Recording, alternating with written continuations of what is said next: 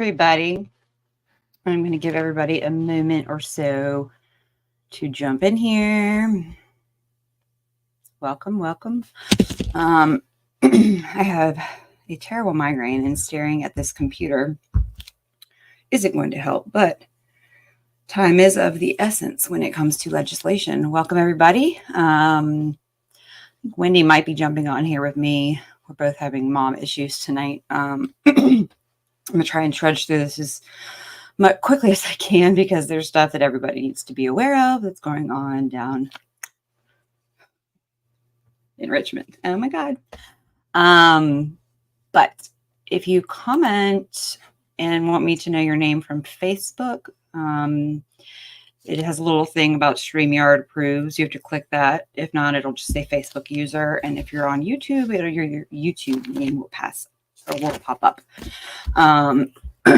So first thing I'm going to do is I had this pop up because I've broken Google algorithms, which means they send me more stuff that they probably don't want me to have. So I thought parents support third-party investigation into lead up to Blacksburg student deaths.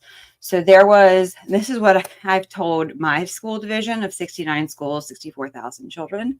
And you should be telling yours is that every child that commits suicide in your division, you're going to personally make sure those parents know what that child was potentially taught that could have led to their suicide, because they're being taught so much virtue signaling that their prefrontal cortexes cannot function. That the ideas are planted in their head. You can call it like mental illness grooming, if you will, but nobody should be teaching children these things. So I wanted to applaud these Blacksburg parents, and this is such a sad story. To Blacksburg High School, it was a murder-suicide, and I wanted to applaud these parents and the community, because they are. And of course, now they're being totally opaque, which is what every division does, and not giving answers. Apparently, I think the principal and the assistant principal are on leave. Is what people don't realize is that the amount of data that they're collecting on these children for mental health screeners. Not only that, but we were the first state to pass mandatory threat assessment teams like 12 or 13 years ago. And that includes threat assessment software. So Gaggle, GoGuardian, Securely, they're like the major ones. So they pay people at home. This is what we talk about, like third-party vendors, contractors, like $10 an hour. They're contracted, and they sit it there. You can look online and see like reviews of people who have worked for Gaggle, and they monitor what your children are doing like constantly. Is when stuff like this happens, when you know that Virginia is the first state to require threat assessment teams, and when we had Chromebook deployment, that means you have threat assessment software. You're doing social emotional learning. You have mental health screeners. You have everything mental health. That it's like the child that shot the teacher that in 6th grade down in Portsmouth, is that you're not asking the school absolutely is responsible for that. But not only did that teacher ask for help numerous times, but the data they're collecting on these children, if it's doing what the data says it should be doing, in this case, there are 2 children dead. So the data that is doing what it says it's doing. And then you have to think, all right, if you're giving counseling to these children without parental knowledge, what was talked about, and then they think they know better than the parents. And so this is a case, this is not a great case, but this is a case where it's horrific. There are 2 children dead, and the parents cannot be the only people held accountable for these, or holding the bag. When people who stand in loco parentis decide that they're going to do what they want to do without parents knowing, this is just a small tip of the iceberg of what's going on. So if you take less drastic cases, my stories with my daughter, at 11 years old, coming home, generalized anxiety disorder, and so I started going through her assignments. Then there was the horrific opiate one, when they thought at 11 it was. I'll show you how that's going to look. Oh my God, these people, you don't understand. But at 11 years old, let's teach her in an opioid module all the names, of every opiate, hydrocodone, oxycodone. Then give her after you've told her that if you use it when you don't need to, which is abusing it, it does make you feel warm and fuzzy. These slides were just, and then you give them pictures with crushed up powder and a picture, literally an 11-year-old, 6th grade, a picture of someone snorting and then a picture of someone smoking. So now you've taught my 11-year-old, whose orange pill bottles, no longer they would be desensitized, the names. So if she were to see a pill bottle, the name she would recognize now. And if she does see that orange pill bottle that normally her 11-year-old brain would tell her that she didn't know what it was, with the names, she now knows the names of the drugs that are going to make her feel warm and fuzzy. These are the things, the conversations you need to start having with these people, whether some of them might have good intentions. Some of them might be complete socialists and are trying to break down the complete fabric of our nation. It's one or the other. But is that, you have 2 students dead in Blacksburg. Murder, so I can't even imagine. But these parents are asking the right questions.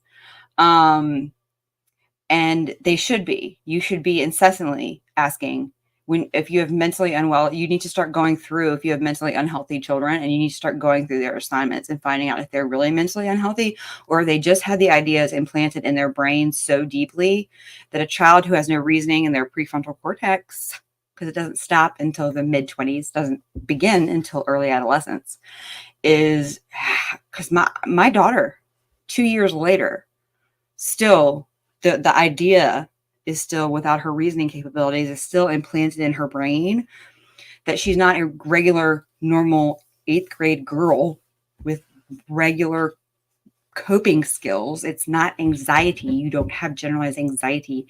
You have normal jitters about normal things pubescent girls go through. And it doesn't mean you have from 2 years ago. And she's been removed from the environment. How deeply that stuff gets implanted into your brain. And it probably won't ever leave. So just what I want to quickly talk about is what everybody should be more aware is that when children come home saying stuff, or when you hear of somebody, the suicide rate going up, the way you fix that is not by giving them more, just like the mental health stuff. And then I just wanted to show you guys. So if you can just Google Virginia legislation 2024, and they have pages. So you can go to last year's legislation. This is probably the easiest way, I think. So they just updated this a couple days ago. So if anything was kicked out or failed, so probably school choice, I'm guessing, is not up here. So this would have been like anything still remaining on January 20th is here on the Virginia Department of Education Bills and Resolutions page. You can just Google it. And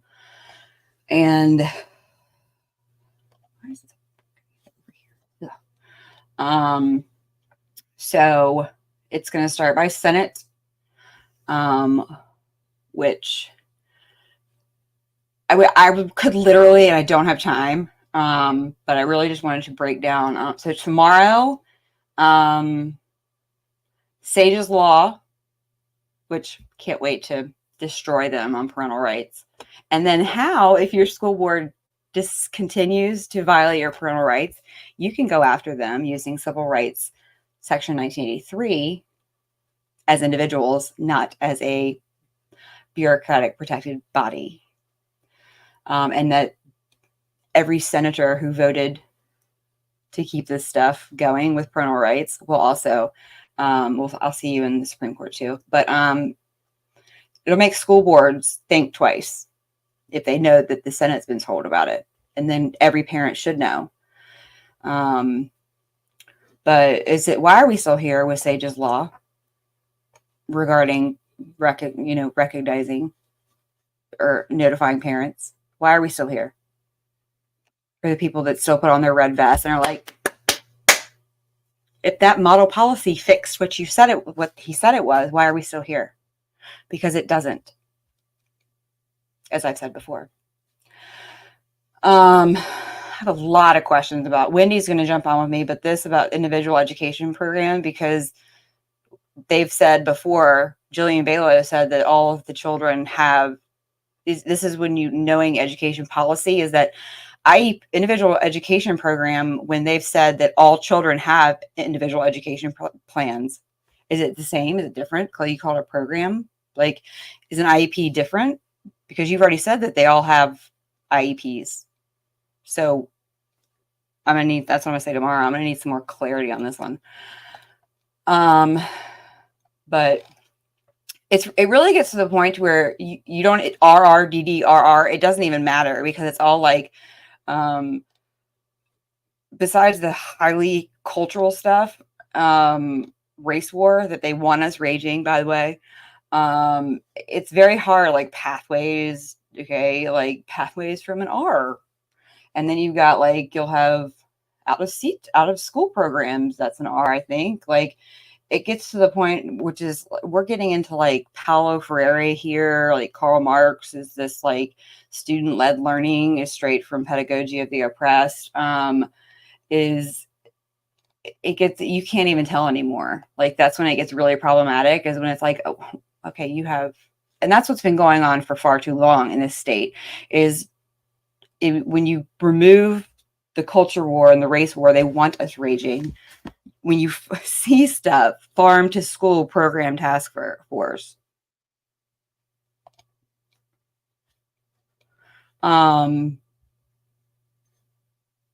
But this one here, this is a Republican. I was just at dinner with my sister, who's taught in Chesterfield County for almost 30 years now. Okay. And I'd printed all the bills and I'm looking at them. So guys, just so you know, when you get into the LIS and you pull up a bill, this is where all the information should be kept. So you're going to have your pre-filed date. And then you're going to hit highlight. And then that's when it's going to highlight or redline. This is the easiest way to do it. This is, if you didn't do it this way, even you would be reading italicized, and it would look like, we'll go back. It would look like this.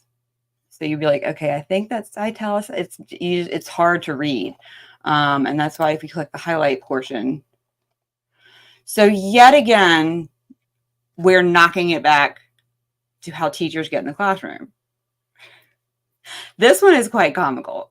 Okay, because if you haven't noticed, over the last couple of years, they've been tinking it. Tink, tink. Someone said they keep getting, if you get booted or freeze, and you're not on the, you can always just go to YouTube. I'm going to post the link, but I feel like, I don't know why. Or just look up Parent Team 6. There's not many of us. It's a new one. It's not the old one it's at Parent-Team 6. If you get tired of being on Facebook, you are always welcome. There it is. Parent Team 6. You can always jump over to YouTube, because I live stream to both. And I know I need to get better about using Rumble. It's so much easier with Rumble. You have to set up a destination site, and it's just so much more complicated. But so this is what it looks like. So, the Board of Education, the board. Now it's just the board, like that board, like they're the board. Like God has a capital G always, like his will. It's just the board, the capital B. What? Sorry. The board's license. Sorry, that just makes me kind of. All right. So where's the new? Hold on. Okay. No. Yeah, where is it?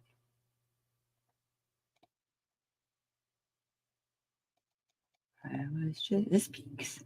This peaks, I think. It's got like two provisions.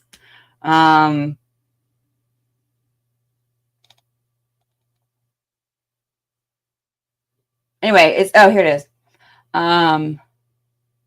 Whoa. This is weird. This has got to be a different bill that I was looking at earlier. Hold on. I got to go to bills and resolutions. Let's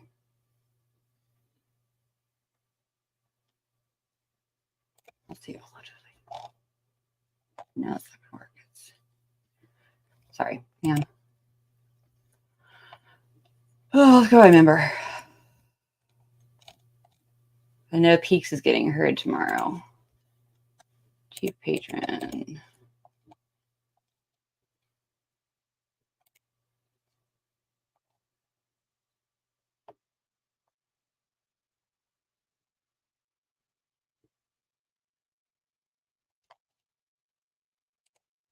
So this is what we're going to do so we can pull up what's going on for tomorrow. How about that? All right. So see here how it says here. So they referred it to the Committee on Education and Health, who then, which the day it was originally filed, they just guessed.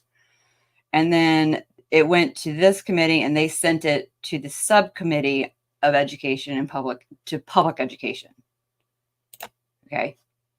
And so you click on that, and then from there, it's kind of a crapshoot. Like, so you will see that on the 11th, this is what they heard, the legislation. And then on the 18th, which is the day I was there, that's what they heard. And then last week, that's what they heard. And then tomorrow. So if you see something that's been assigned to a committee and you go to that committee, but it hasn't come up yet, it means it hasn't been heard. So it's important to know that, like, I know that this committee meets Thursdays.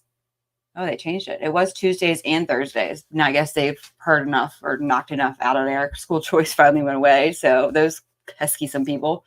So they're now only meeting Thursdays. Last week it was Tuesdays and Thursdays. So now it's Thursdays and it's up in the new big building. Don't make the mistake I did. And don't wear stilettos downtown. And it is up in Senate Room C on the 3rd floor is where this is, in the big new building. So tomorrow, what they're hearing is, and I finally talked to McGuire, because I was there 2 weeks ago to speak on this, they are hearing SAGE's law. Requires each public and elementary, secondary school principal and its designee to, as soon as practical, inform at least one parent of a minor if such minor expresses it. I mean, God forbid we have to write a flipping bill. Because, guys, I don't know if you watched the show the other day or watched any of my lives. Welcome, Jason.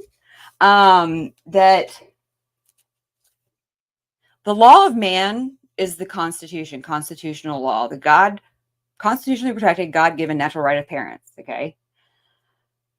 Codes and acts and what they call laws of the state are not laws of man. That is the Constitution. That is the word from God. That is the law of the land, as Lisa Coons sent out in her memo, that this is the law of the land. No, I'm sorry, but a policy by the Department of Education,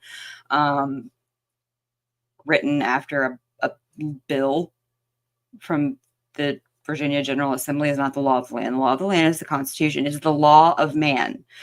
So what does that mean? That means that this is directing school boards to do something that never should have been done. We're writing a law that will never override.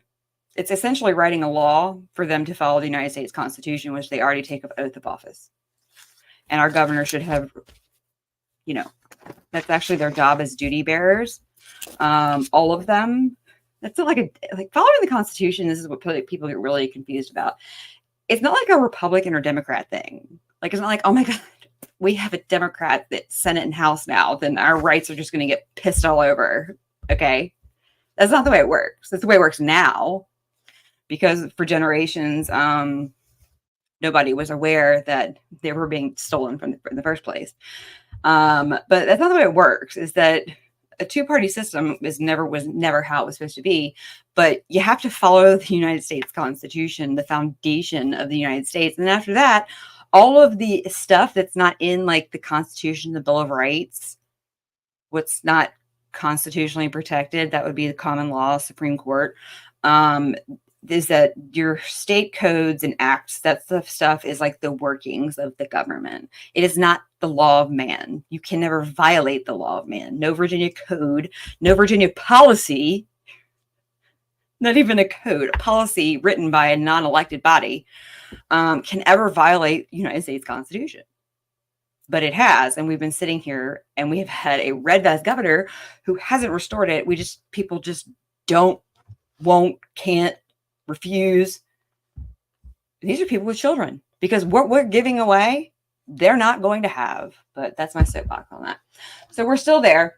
So Peak has written, you got the culture store stuff. So as long as people are applauding Peak for, males are men or boys, females are women or girls, co-ed is mixed, then they're not. Then the rest of it doesn't look so bad. So Durant, early childhood care and education, publicly funded providers, exemption from licensure for certain child day programs. Now I'm going to give it to her, just like I gave it to Locke last time, with more statistics on the tiny human rapes, tiny human physical assaults, tiny special education children by these that, no, we don't need to have any more early child care education, publicly funded providers. Why are they exempt from licensure if they're publicly funded? No, I don't care if they're part of the armed forces or not. Who's going to regulate them? So yeah, Durant, Locke, don't care. I don't care if you throw God in there. If they're getting funded. Now, if they haven't bought into the whole you must be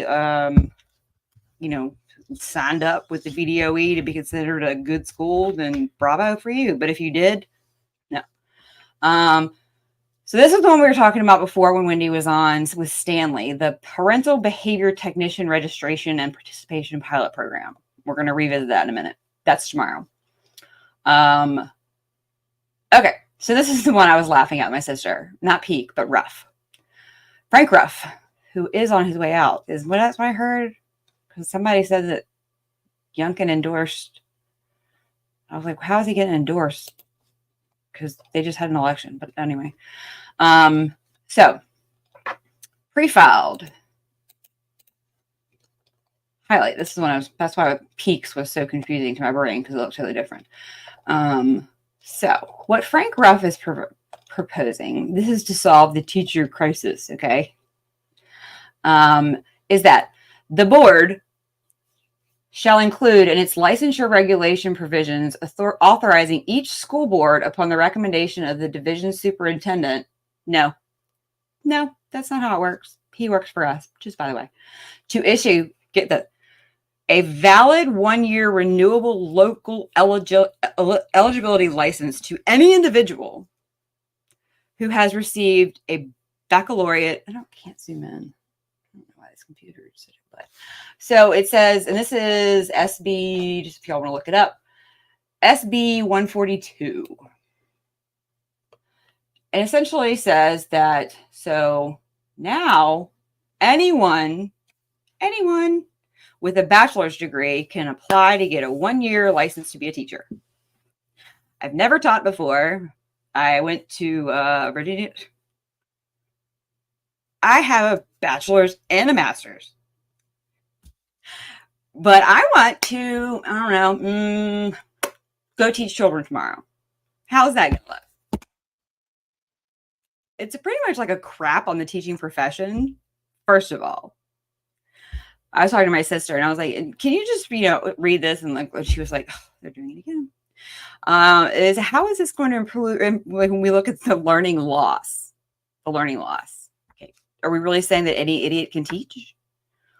Or is it saying what we've been saying forever, is that the teacher shortage is on purpose and that teachers won't have jobs because they're going to have AI. And that's why they're just hiring proctors and instructional aides.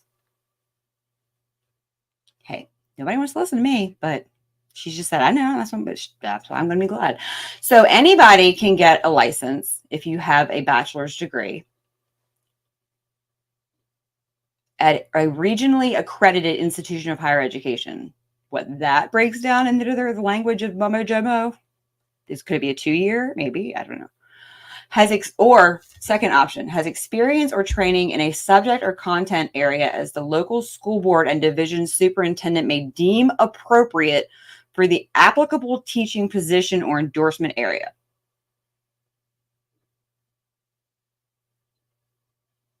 So you're leaving it up to the school board and division superintendent to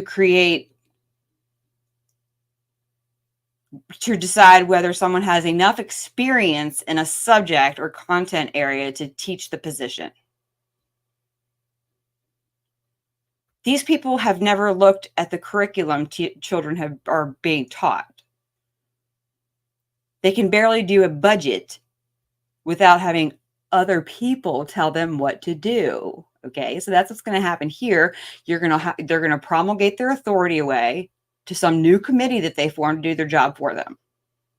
So get that again, Frank Ruff. Thank you for this one. It's another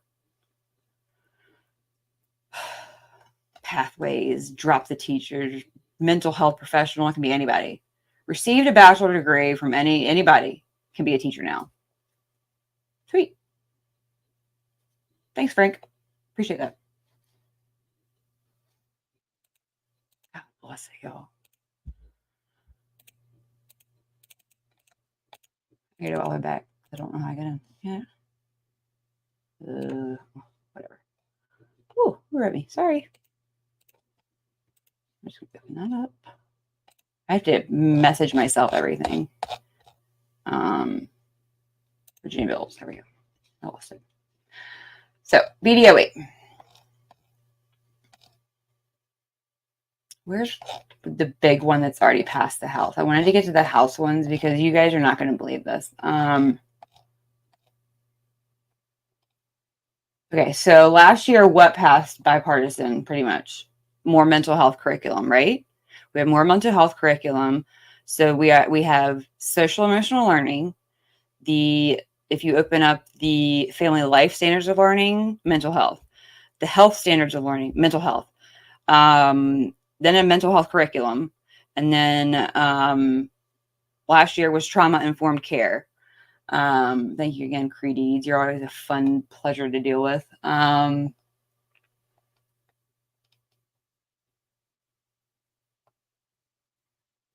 can't even get in. I'm like, can't get into this. I think I just took a picture of it so that my brain wouldn't flip flop.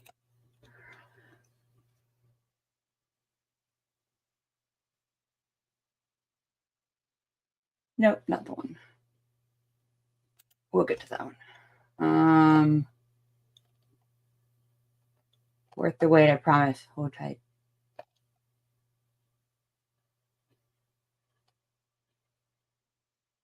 Huh, no. Hydro, Campbell.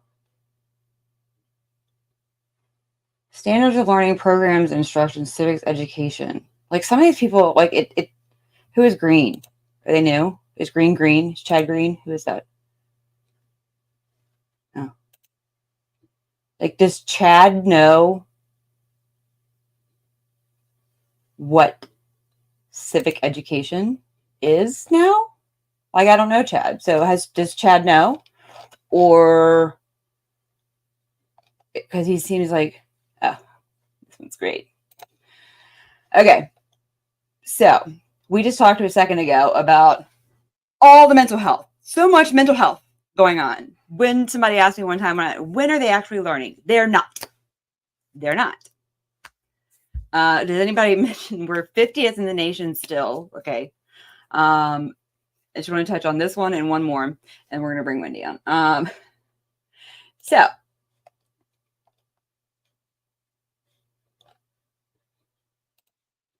now, this is for physical and health education. Okay, they're adding that such health instruction may include age-appropriate program of instruction for safe use and abuse of prescription drugs. Do you find the one that I talked about for 11-year-olds age appropriate? Okay, so you know the problem. All right. Such health instruction shall include, at such grade levels the board deems appropriate, an age-appropriate program of instruction on suicide prevention and awareness. So would this be like the Republican bill last year where they were going to gave kindergartners through 12th graders suicide badges? Is that age appropriate? Okay, that's what I thought.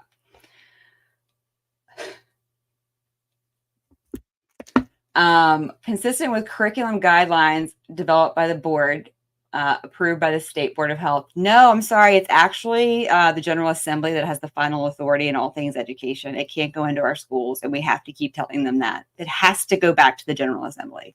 They're not elected. Instruction on the importance of safe and healthy choices in relation to mental health wellness. No, we don't need, no, that's already there. We don't need it in, no. Who is this person? Oh, Askew, Clark, Cohen, Commerce, Fowler's, Cousins, Hope, Madonna, Martinez, Price, Shin, Trant. So it's the Dems throwing it in there. Okay. It's, oh my God. Seeking help when a student is or knows of someone who's experiencing thoughts or ideations of suicide and self-harm, including strategies for seeking help and encouraging friends to seek help if they need it. That's not a child's job. Can you imagine anything more traumatizing than teaching a child how to recognize their friend is suicidal, and then if their friend commits suicide, they didn't seek enough? Like, I can't imagine any more pressure to make any more children more mentally unhealthy or suicidal than to keep putting these responsibilities on children that is not their responsibility for. If we can't adult in a time of adulting, and that includes when you take my child in loco parentis to your school, do not put it on children to learn this stuff. It's madness to me. Complete, and I'm sorry, but I get really mad about this stuff, is that they're creating problem, solution, problem, solution, problem, solution, solution, problem, solution, problem, self-licking lollipop. But what doesn't shock me is, where is it? All right, if you guys, okay, I'm going to read to you who isn't supposed to be here, okay? I'm going to read you the yays on the House. Anthony Askew, Austin Bennett Parker, Bloxham. Right now, I'm wishing Tim Anderson had run instead of you. Right now, Bloxham, you're now on my radar. Guess who's there too? Could that be Coiner? Yep. If you see an R in this sea of names, I don't know them that well. Herring, Hope, Jones, Kilgore, Krizek, LaFleur, Liver, Bowling, Lopez, Lovejoy, Maldonado, Martinez, McClure, McQuinn, Munden. I know the ones that are not. Is there two Obenshains now? Like a house? Is there a mini one and a big one? Orrock, Owen, Price, and some of these I know. Kim Taylor, nope. Knew that one was going to be there, because anytime that you got one here, you're going to have her buddy that co-opted her right here. Coiner and Taylor are always going to go together. But Bloxham, no, sir. You're not on my list. I feel like there was another couple one I blew through, but that was one that passed the House. And then one more that I wanted to show y'all.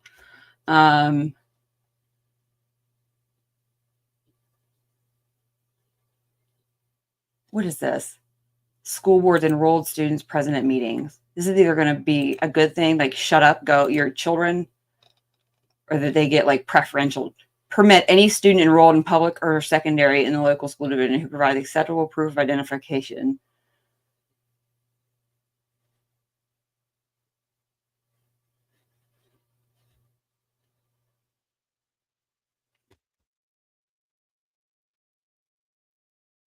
I don't know if other school divisions have been stopping children from speaking or what this is going to do, but it's something about allowing children to speak, which they are anyway. But look, again, Coiner, can we just boot her out of the Chesterfield GOP? She's obviously not a Republican. Can somebody? Doesn't? Oh, nope. We're the swamp. Sorry about that. Oh, Taylor again.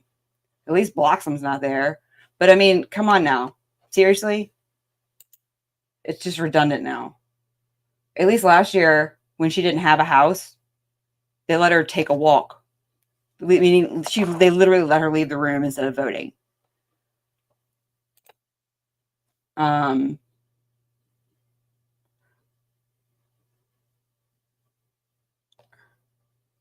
wish I could go through all these again, but I can't. There's one. I say funny. And then I'm gonna pull Wendy on here.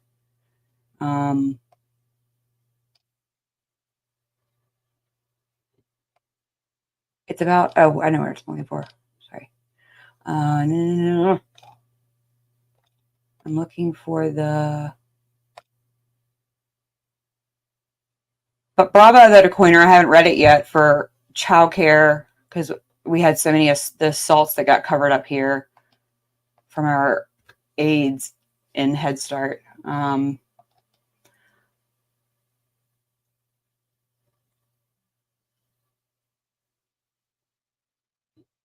it is. Okay. Oh, and Garrett, I haven't read this yet, but looking like we're stepping in the right, national compliance for employee background checks. Go figure.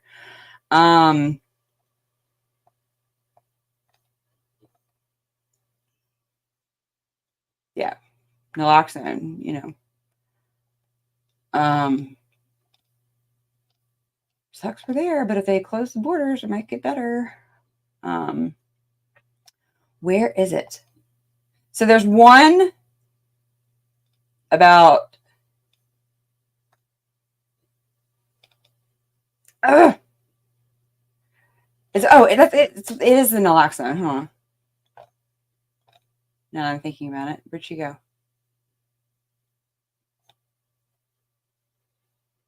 Hold on, I'm gonna pull up that comment in a second.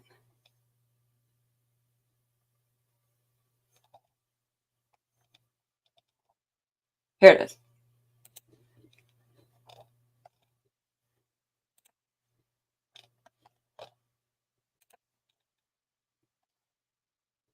Oh no, this is a different one.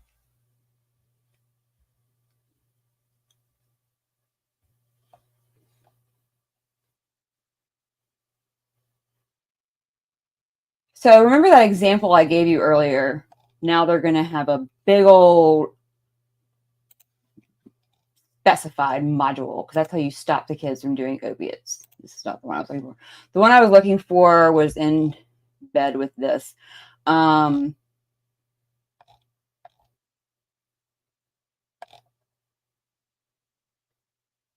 Freitas at Sage's Law too. I didn't see that. Bravo, Freitas. Yes. Standards of learning. Teach them about communism. Let's see. This one, he didn't. Okay, this is one. Never mind. I'll talk about that later. I don't like to. Data breach. That one would be because Orange County had used UZES Sabers, and that would be Illuminate, who had one of the biggest data breaches ever 2 Mays ago. If you know anything about data rape, they never notified anybody in that division, and that just happens to be who their mental health screener was used by, and that was me that rang the alarm on that. So I like to think a little bit of that was me, but you shouldn't have to because it's all part of our data privacy agreements, national, federal, and state, that you have to. But sometimes we have to do bills on bills on bills on bills. But there's one in here, and I'm not going to look for it. But thankfully they had her rewrite it. But whoever the Looney Tune was, she wanted to literally have a National Fentanyl Awareness Day.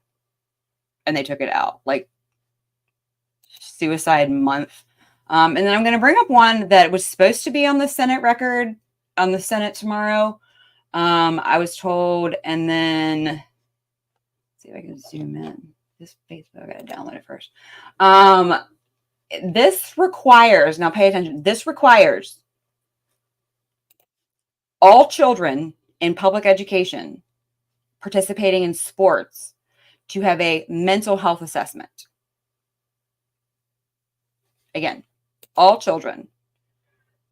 And the section where it says like a physical that you have to have, now included in that physical is a mental health. Now, it has already been, they've already written amendments to it. And I can see that the amendments are there, but I don't see a voting on it. So I don't know if it's actually been but you can see here, this is by Pekersky.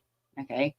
And it states that right here, where it used to say no public middle school shall be a participant, it now says no public elementary or secondary school student.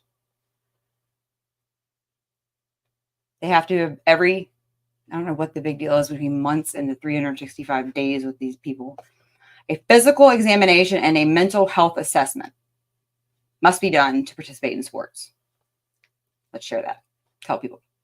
But so my daughter's best friend actually hung herself. Nobody said anything, but when my daughter in 8th grade had a bad day, I made a sarcastic comment, I'm going to kill myself. I had the principal and 3 cops at my door. Another kid reported her, but nobody helped her friend who actually needed it. Is that a comrade? That's correct. So that's what's sad, is that in these cases, and that's the problem when you do this universal help for all, you miss the ones that need it. And it's like why you would never do cancer screening universally across the board is because you're going to have false positives, false negatives. You're going to miss the ones who actually need it. It's like this, that's exactly what's happening and then the ones who don't, oh, my mom's have a crappy mouth. Oh, let's call CPS and you can self-report in this. And then meanwhile, one's like literally sitting over in the corner, like shooting up in the corner. And they're like, oh, she's fine. Like that's what's going on in the schools right now. It's like nothing makes sense. Like we're it's so all I can do is just go down there and do what I can. Like really, that's just all I can do at the moment. But let's pull up what's going on tomorrow, and I'll get Wendy on. Standing committees. And I still have a migraine. Senate education. Public education tomorrow. All right. Wendy. Hello. Hello. So blow through the madness going on. And so I was kind of going through some of these. And let's see. Here it is. So and then I'm going to do this thing. Okay, so we're talking about these, because I think a couple people had questions. Like they were like, so why is this a bad thing? And which one are you on? I've been trying to open my tabs to match yours, but you're faster than I am. Yeah. I have 2 screens too, which is why I move so much faster. So this is the parental behavior technician registration and participation pilot. Okay, that's the 96, SB 96. Yes. Okay. And go ahead. So what I was explaining is that, okay, if this was me a couple years removed, not involved in education or education policy, at first, it looks like, okay, so you're helping parents, right? Because they're going to maybe then go on to get a license in this applied behavior. This is going to help them get licensed for something.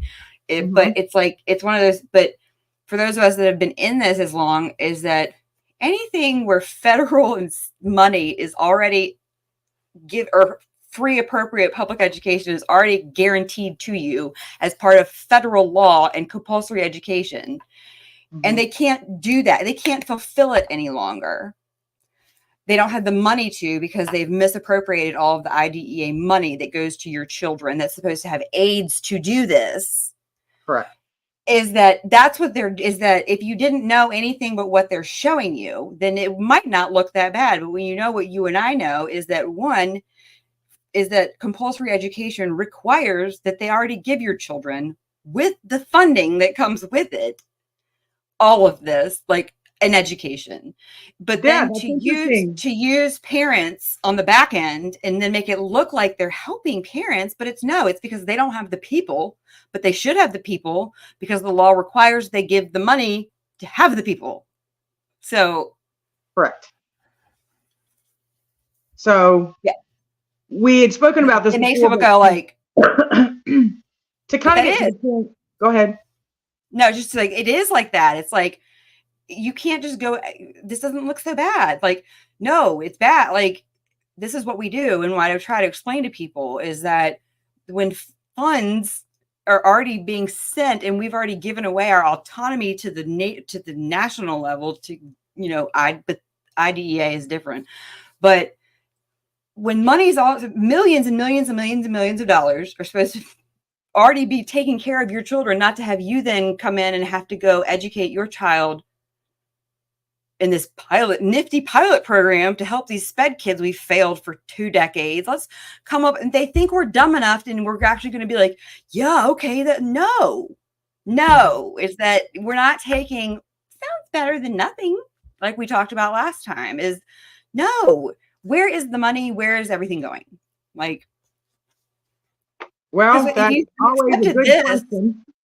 if you Yeah. accepted this as a good thing, then you would be saying that everything they've done to bring this about is also acceptable too.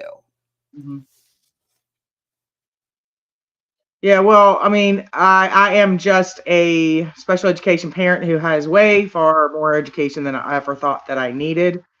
I'm not an official attorney by any means yet, if that's on the horizon at some point, or a professionally paid advocate. But I've learned enough Well, I'm not because we've either. I been mean, through I'm the not an entire, attorney, but yeah, I've been attorneys through look the entire gamut of every educational placement, but homebound, or home based, which is something my son doesn't so see that does make education. you an expert. It makes you an expert more than the experts. It's like, and in Yeah. reality, like I'm an education policy expert by because I am. I know more than anybody in the state because I do it unbiased and I trace the history. But I know more than anybody. Right. But is that you are an expert, and it's not. It by saying that, it's not saying that you are stealing your name to. It's just saying Correct. that Correct. you know what you're talking about. Like, and I just, if people have to think for themselves. Okay, what I say on here is not the word of God or the not whatever. It's you right. still have to go. People who know me enough know that they can take my word and where they can go with it because. But it's like Yeah. you can't say, well, I saw this shit. Like the legal responsibility does not fall on you. So you don't need to preface that every time you speak. Like Yeah. you're Yeah. a bad mom who's done their homework. I have just been through it all with my son. So I have so much actual experience with a lot of this and practical experience with a lot of this that, I'm glad to see a lot of education bills out this year. I am certainly glad because I know some were inspired by my son, special education bills. Of course, I'd like to see more. I'd like to see stronger things, more comprehensive things. But, if we can get some good steps in the right direction, that'll be better than where we've been in the past. The problem that myself and others have, we discussed this a little more at length with this program and with this bill 96. The problem is that we have with it is that it says we will train you to become an RBT, or registered behavior technician, in order to provide assistance to their own children in the classroom as a volunteer under the Right. supervision of a licensed behavior analyst. Well, that's asking parents to, one, work for free and to provide their own fate for their own children.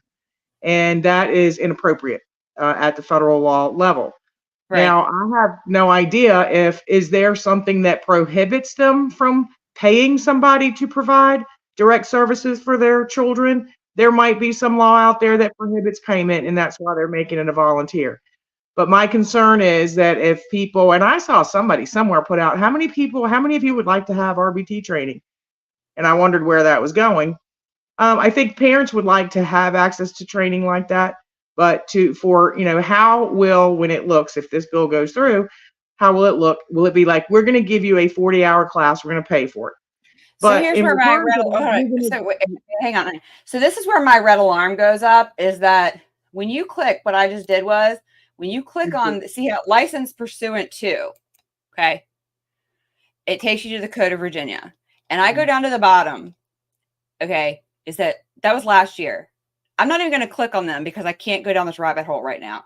So this would be the House bill and the Senate bill that amended the one that had sat there untouched since its initial creation 11 years ago. And so anything from what I know regarding mental health analysts, behavior analysts that's happened in the last couple of years. And so my radar goes off in here is that you've got parents being trained to be something by someone that was adopted 2 years ago to solve a health crisis. That means they're not even really qualified to begin with. And then number two is that so my brain goes into the how's this going to work in the school setting, okay? Because they're going to hand this off to the school board or the whoever to figure this out, and then you have more mass chaos. Is that if the parent has to be a volunteer under the supervision of a licensed behavior analyst, they don't have enough of these guys to be with the parents who are volunteering in the classroom with their own children. And then if they did have enough people to be in there with your child, Wendy, why isn't there an aide in there with your, is that it just to me, it starts sending like spirals of, this isn't even doable. You're going to have another law code created by the General Assembly passed off to somebody else to figure the F out. And then they can't figure it the F out. There's no policing body. We're one of the only states that has no Senate education oversight committee, no anything education. I'm not kidding. I went through every single state. We're the only state that has nil. There are some states that have like 9 different parts of education oversight. So we have a board and Department of Education who refuse to do their one constitutional authority, which is oversight. Just like in Chesterfield, 69 schools, and nobody, they're all like, we don't do oversight. So it's mayhem. Which, by the way, when we get to that educational neglect bill, the series of my story and some things that I've learned, I'm like, well, if somebody else had done their job, my child wouldn't be without school. But we'll get to that. No, they can file education. We'll do that tomorrow. But educational neglect, that can only be done against parents. You remember? These people have in loco parentis. That's what I wanted to talk about that because, they inflict. Well, we can do that tomorrow because it's getting kind of late. We're going to have to. Yeah, but is that? I want to deep dive that one because they do at times, and many school divisions have done that. They maliciously prosecute parents of special education kids because they are providing their education by federal law. Her child home because he was suicidal and the school did what? Drug her into court for truancy because she refused to send her child into school because he was reading at a 3rd grade level in 7th grade and was suicidal because of the way the county failed this child. And so when she did what a good mother would do and kept her child home, they dragged her into court for truancy. Well, now they're going to criminalize it and make it part of neglect. Yeah, well, I'm right there too. My son got maliciously unenrolled. Again, I saw that. Yeah, so I've been all over the place with stuff, and I'm going to.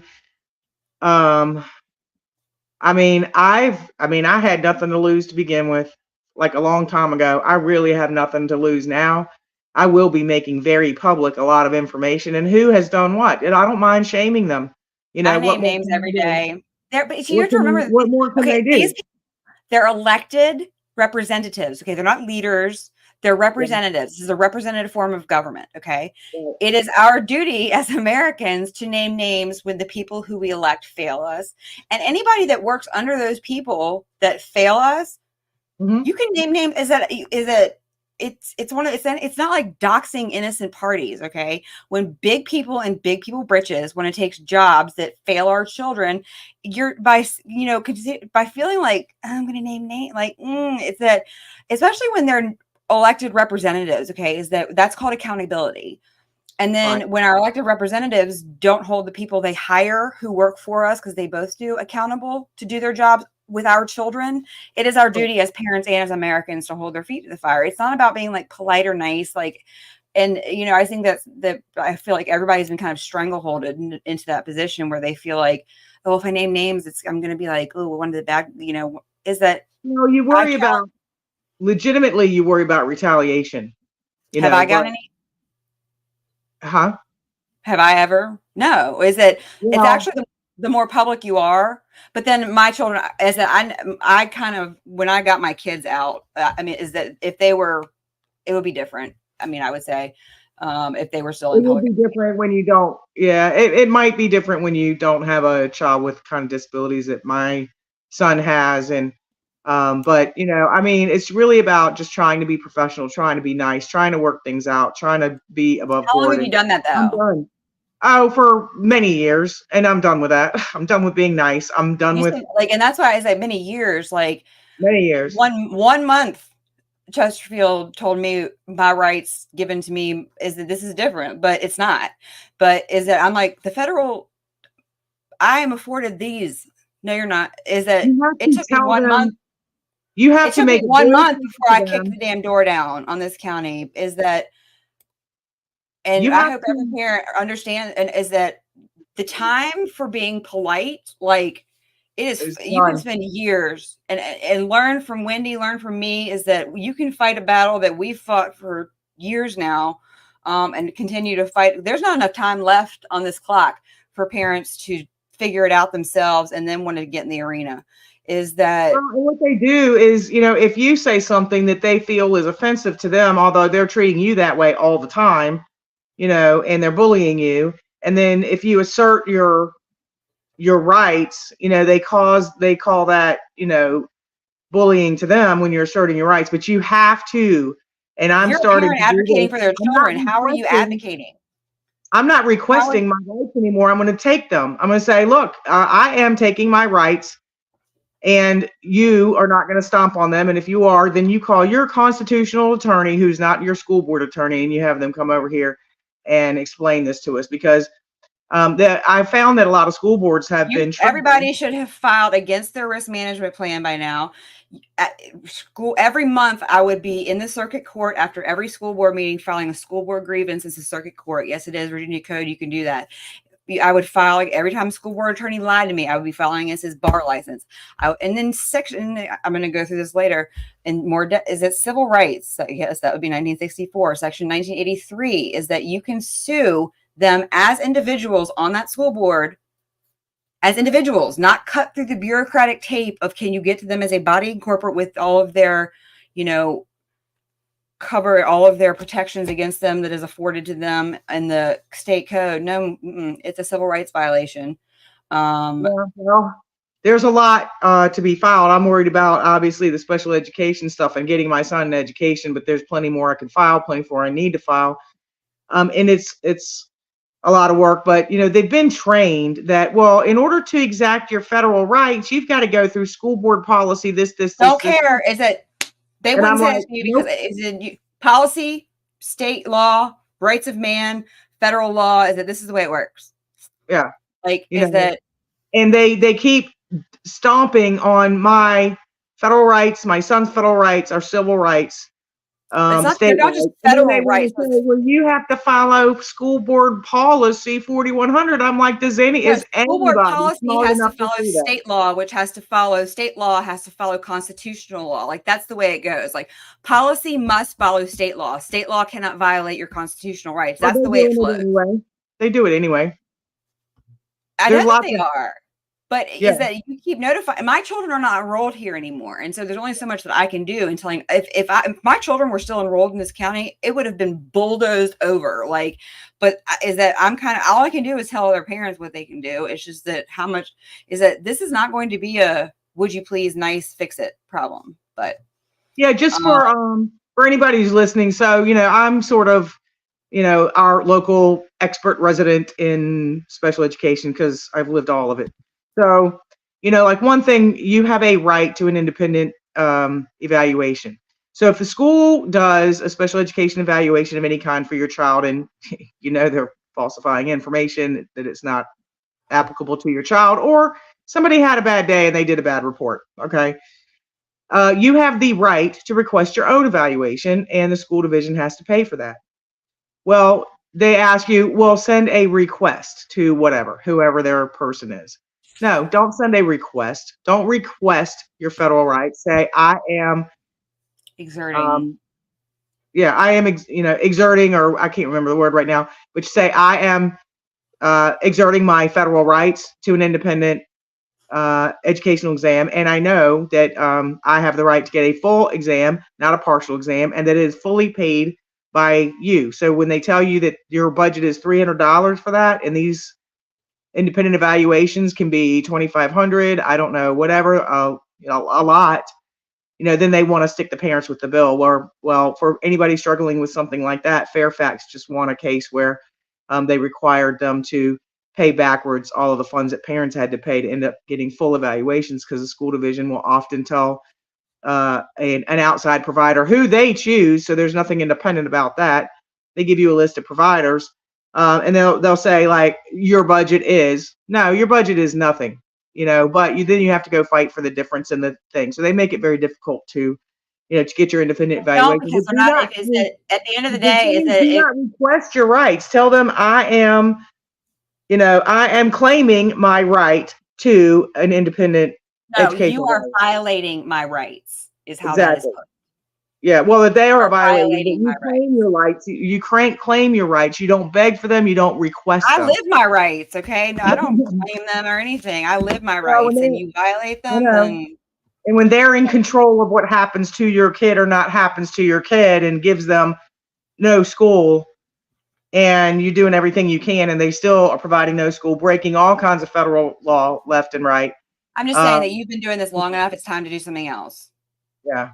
Yeah, I've been doing this long enough that I don't have time to do anything else, and so many more state complaints to file and other things to file. Is that in this time you could have written your own amicus brief and taken them to the Supreme Court?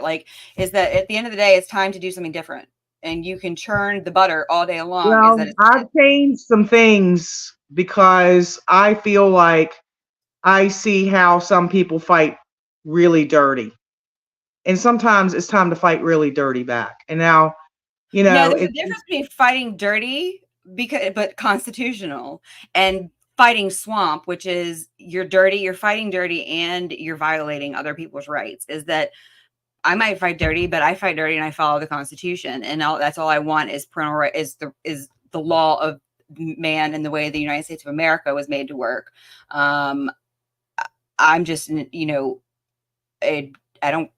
I don't piss on other people's rights. I don't hurt other people's feelings. Exactly. It's just the stuff and the systemic stuff that they do across other districts sometimes. And it's like a machine, and they use the same tactics on all kinds of different situations. And it's like, no parent in this state should be fighting this big alone in your own division. Is that the parents of this state should have taken this VDOE and the VBOE and violated them together a long time ago. Is that we have to stop fighting it alone? I mean, we are working on some things, and we can get into but I'm just saying, I'm going to go because I got to go into more depth about the we should get into more depth about the educational neglect law, because that's something we'll go through that tomorrow when I get back here. I'll be down at the Senate tomorrow when I get back. I'll let you know. Because that's right now, again, on my horizon. So if you want an expert to talk on that bill, I'm right here and right now. The thing is that, I mean, I'm speaking on it tomorrow, but I mean, I can't go tomorrow, but we could, it's still. I think you can issue a comment. I can try to comment depending on when it is. I can try to at least do that. But yeah, and well, I mean, I can tell you that I feel there is some attention by the people who matter when it comes to special education, and they're seeing the struggles. And at least there's some attention where I don't think we've had this much attention before in a while. I can tell you that I've read through the bills here that are being proposed tomorrow, and what looks on the surface is something that's going to help the children. If you don't read all the way through, nobody here is actually helping the children. And I can say that that's the most frustrating thing, is to see, like, I had so many bills carried last year. None of those people gave a crap at the end of the day about fighting for what that was actually there. And I read through Frivolas, I read through all their special education, is that at the end of the day, it's a huff and puff, fluff and puff. Is that because none of them mentioned. Go ahead. There's the IDEA money. The IDEA money has still been misappropriated. It's still missing. And that comes, and nobody mentions that, is that you still got a bunch of politicians who still want to fluff each other, and nobody actually wants to make anybody accountable for anything. So it's just layering of layers of layers. And it is layers and layers and layers. But, but if you wanted to, just real quick, these are the chairmen that will be there: Van Valkenburg, Locke, Peak, Carson. These are the ones that will be voting tomorrow for whether it goes. So that's Locke, Peak, Pekarsky, Craig, Van Valkenburg. When I can get my channel up and running, I want to do a more like comprehensive on the specific bill language, because you're like the one with that we just did discuss again. On the surface, it looks kind of great till they say parent volunteer. Parent is going to provide their own FAPE for the school division and not be paid. Then it also it has a problem with, part of school is your children to grow up and learn independence. And then they're still going to be parent dependent. So those are the two red flags I have with that law. And it might have good connotations. I don't take my car to an auto mechanic and then question how the auto mechanic changes my oil. Is that I've had somebody who knew nothing about education policy tell me if I wasn't for school choice, that I wasn't pro-parent, when I know more about what school choice actually is than anybody else and what it's going to do. But because you don't, if you don't like it, I've learned a lot from that. I tell you, who needs school freedom is special ed kids for sure. But there isn't any. People have to stop buying into that. Is that they're not going to take your money and give it back to you. That whole like, we have to have more. I didn't mean to bring that up. I'm just saying is that ego, that it's like whatever Kruger syndrome is, that I don't know anything about what you're talking about, but because it offends me, I'm going to act offended when I don't actually have any basis of real information other than what other people have fed me. But I'm just going to go along with what the mainstream is telling me, and what you're saying is anti-mainstream, and so therefore you must be the bad guy. And I'm just used to it. I don't care. But is that we really have to get away from.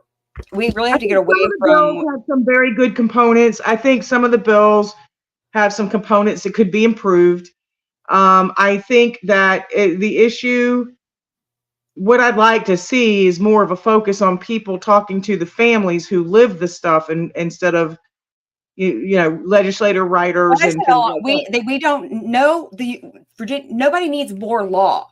Okay, we actually need less law, and we don't need we need our school.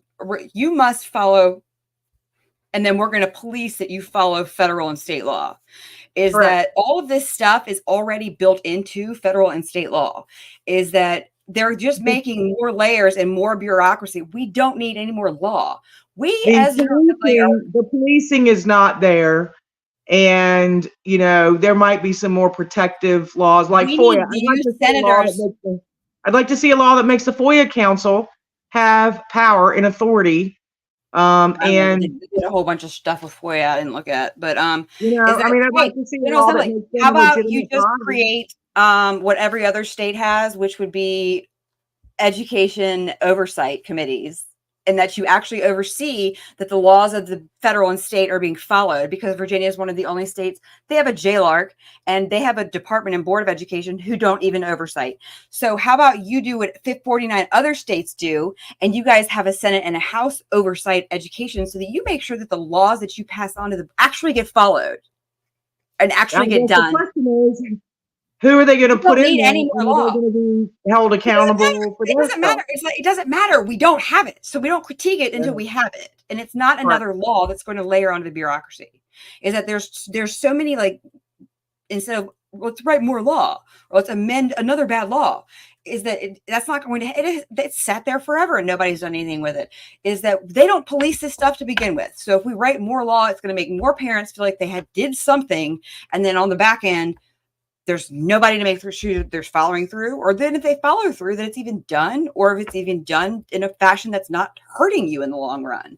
Right. Is that well, we need to talk into depth, and then I'm sure that as things go on and either get passed or not passed, and crossover happens, and that whittles down the number of things that we're looking at going forward. I mean, it's madness right now. I mean, that's what I can say is that it's everything that passes. It's going to look like. I mean, it's just I can't. No, but that educational neglect bill. It's interesting because I've seen a pattern with communication starting from last summer. One thing you don't want is education that have led to certain bills, and so I've seen I was seeing things arise from certain things, maybe perhaps over the spring and summer, and then develop over the fall with meetings and things that were said in meetings, and then ended up in the General Assembly that way. So I'm seeing how people are getting things put in, I believe, that are not people like myself, but there's I was just reading, there's 6 bills on making counties report when children are raped in schools. God, I mean, where could they be stalking that shit from? Well, that just makes no sense. I mean, if a child is known to be hurt at your school, the parent should be notified within an hour or 2 at the most. Okay, well, the governor just had to do an executive order that if your child overdoses, you're to be notified within 24 hours. Okay, that's sad when the governor has to do an EO that if your child ODs in a public school, that you must be notified within 24 hours. Correct, and 24 hours is not fast enough. But seriously. Okay, what then that goes, what in the world, why would anybody, what are you sending your kids into if the governor has to EO that you must be notified if your child is a dead OD or ER EOD or just, I mean, but that's just. I mean, I get it. I mean, what you're saying is, how in the world does somebody has to come out with an executive order that says what's something going on in our schools? And the governor has to EO that you have to notify parents. How come you're not notified in 1 hour or less if your child leaves your school? Or at the moment they find that your child, right, is that what it actually is going on. All right, here comes my little one. Anyway, well, let's go, and we'll dive into other stuff, and as time goes on, we'll dive into the things that are still alive after crossover,